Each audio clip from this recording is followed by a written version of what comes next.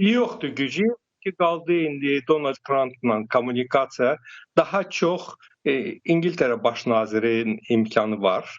Nəinki Macron'un. Baxın da heç onu Donald Trump çıxıb Ağ Evin qabağında heç qarşılamadı. Bəlkə elə onun əsəbidir, onun hirsidir. O da var.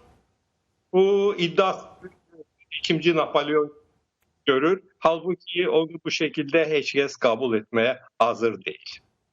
Lavrovun cavabını necə hesab elədiniz? Yəni onu Napoleona bənzətdi, eyni zamanda Hitlerə bənzətdi və hətta qeyd elədi ki, əslində sələfləri birbaşa olaraq Rusiyanı təhdid edirdilər. İndi gərək deməli idi, ona görə ki, Macron gizlətmir ki, Rusiyanı düşman kimi Avropaya görürlər və bütün onun orada indi siyasi fəallığı, indi hərbi sahədə fəallığı Rusiyanı neytrallaşdırmağa elə bir ki hesablanır. Ancaq tarixdən də biz yaddan çıxartmamalıyıq ki, hər zaman Fransa Rusiya ilə, yəni dünya qarışanda cütlük kimi çıxış edirdilər. Yəni Krım müharibəsindən sonra. Bu da yaddan çıxmamalıdır.